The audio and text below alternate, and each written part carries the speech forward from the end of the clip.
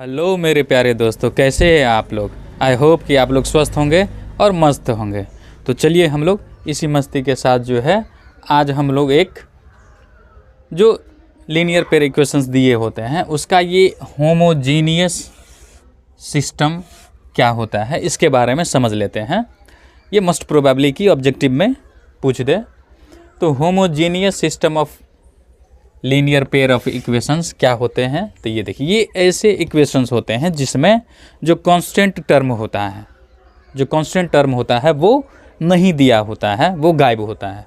जैसे कि यहाँ पे देख लेते हैं, जैसे कि a1x plus b1y equals to 0। इसमें कांस्टेंट टर्म नहीं है, ये वेरिएबल x वाला टर्म है और वेरिएबल y वाला टर्म है। तो एक इक्वेशन ये हो गया। एंड जो दूसरा इक्वेशन है वो a2x plus b2y equals to 0। इसमें भी कांस्टेंट टर्म नहीं होते हैं। तो ऐसे पेयर ऑफ लीनियर इक्वेशंस जिसमें जो कांस्टेंट टर्म होते हैं वो गायब होते हैं, नहीं दिए हुए होते हैं, उस तरह के जो सिस्टम ऑफ इक्वेशंस होते हैं उसी को क्या बोलते हैं हम लोग, होमोजीनियस सिस्टम ऑफ इक्वेशंस बोलते हैं। ठीक है, तो इसका जो सॉल्यूशन होता है ये हम लोग समझ लेते हैं कि किस तरह से होते हैं। ऑब्जेक्टिव में ये एकदम मोस्ट प्रोबेबली ये पूछे जाएंगे।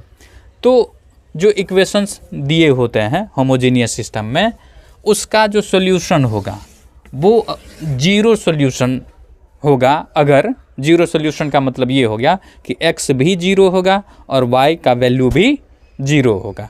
x भी जीरो होगा और y भी जीरो होगा। कब? जब a1 bye a2 not equals to होगा b1 बाय b2 के।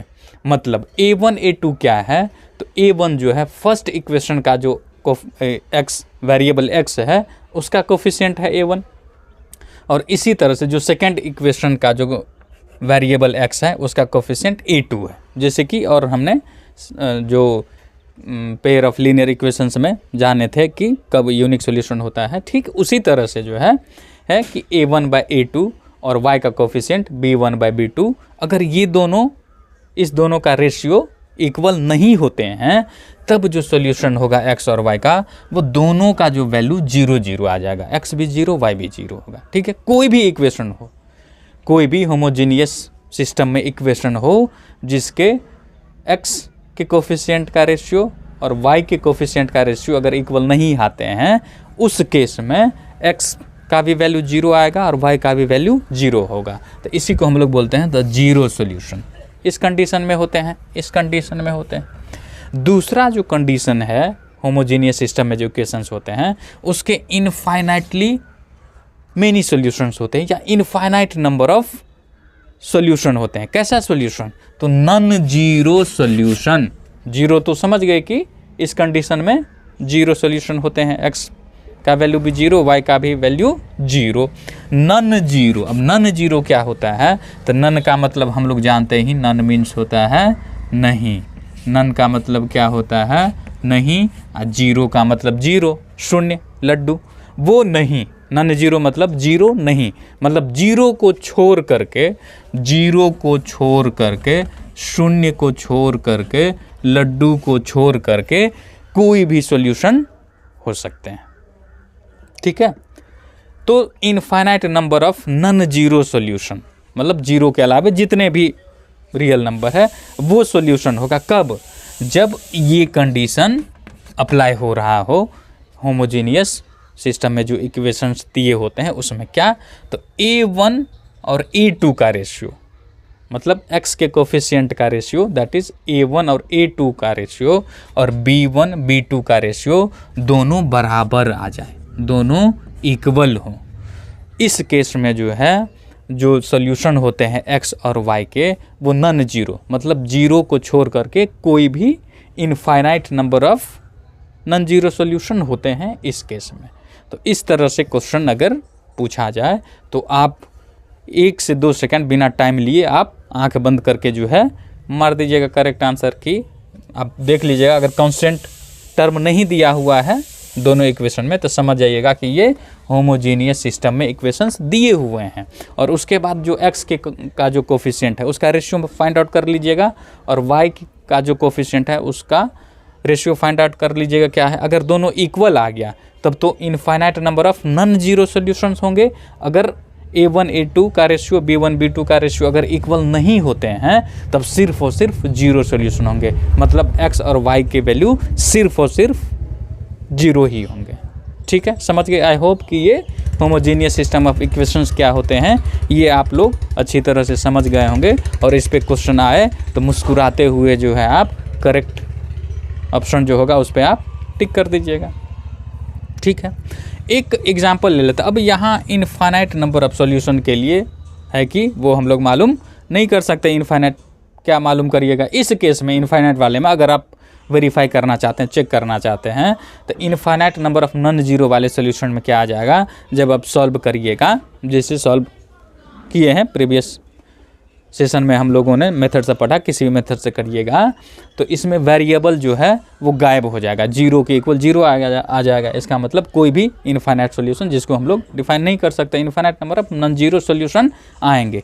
इसमें जो है केवल और केवल जीरो होते हैं, इसको हम लोग मालूम कर सकते हैं। ठीक है, तो इस पे जो है हम लोग चेक करके देख लेते हैं कि सही में सिर्फ और सिर्फ जीरो आता है कि नहीं।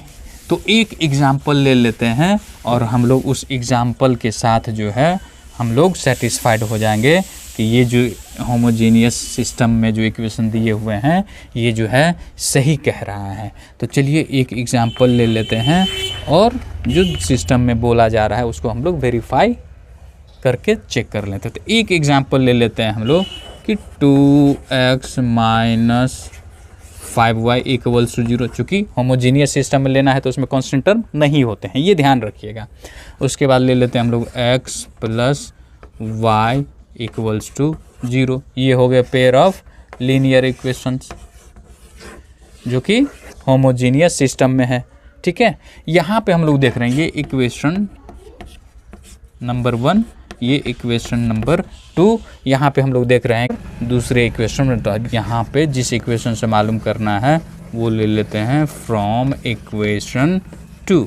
इक्वेशन 2 से ये देखिए x इक्वल्स टू क्या हो जाएगा, minus Y.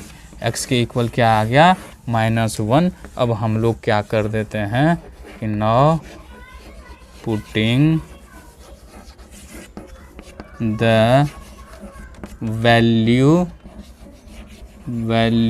Of x equals to -y, x के प्लेस पे -y रख देते हैं। वी हैव, तो हम लोगों के पास क्या आ जाता है, ये देखिए ये जो वैल्यू फाइंड आउट किए हैं सेकेंड इक्वेशन से। फर्स्ट इक्वेशन में जो है हम लोग putting the value of x equal to -1 in equation, यहाँ पे लिखिए इन इक्वेशन 1 में रख रहे हैं। ठीक है, ये 2x है तो 2 इंटू देखिए x -1 है, यहाँ पे रख देते हैं -y, और उसके बाद क्या है -5y equals to 0, -5y equals to 0। इसको सॉल्व कर लेते हैं, ये हो जाएगा -2y, ये हो जाएगा -5y equals to 0। -2y -5y होता है -7y, माइनस माइनस मतलब एडिशन का प्रोसेस होगा 0। ठीक है, therefore y equals to 0/-7, 0/-7 that is 0। y आ गया 0। अब इस y का वैल्यू जो है यहाँ पे हम लोग रख दे तो x इक्वल्स टू भी -0 दैट इज 0। ठीक है, इसमें अगर रखे तो ये 0 आ गया एंड x इक्वल्स टू, या इक्वेशन का नेम आप दे सकते हैं 1 2 ये 3 कर सकते हैं। उसके बाद आप लिख सकते हैं कि putting the value of y equals to 0 in equation 3rd, या x इक्वल्स टू -0 मतलब -0 0 हो जाएगा। तो देखिए x भी 0 और y भी 0 आ गया है। ठीक है, तो इस तरह से जो हम लोग चेक कर सकते हैं। तो homogeneous system of equations, I hope कि आप लोग बहुत अच्छी तरह से समझ गए होंगे। इस पे जो क्वेश्चन होंगे तो खुशी खुशी जो है एकदम मुस्कुराते हुए जो है आप करेक्ट आंसर ले आएगा। ठीक है, अब हम लोग जो कुछ लीनियर पेयर इक्वेशन में जो सिचुएशनल, जिसको हम लोग वर्ड्स प्रॉब्लम बोलते हैं, वो 1-2 करके देख लेते हैं। ठीक है, करके देखेंगे, उसके बाद जो है हम लोगों का ये चैप्टर एंड हो जाएगा। अगर इस चैप्टर में कहीं पे किसी को अगर कोई प्रॉब्लम हो या कोई क्वेश्चन पूछना हो किसी भी बुक से, तो आप कमेंट सेक्शन में डेफिनेटली जो है आप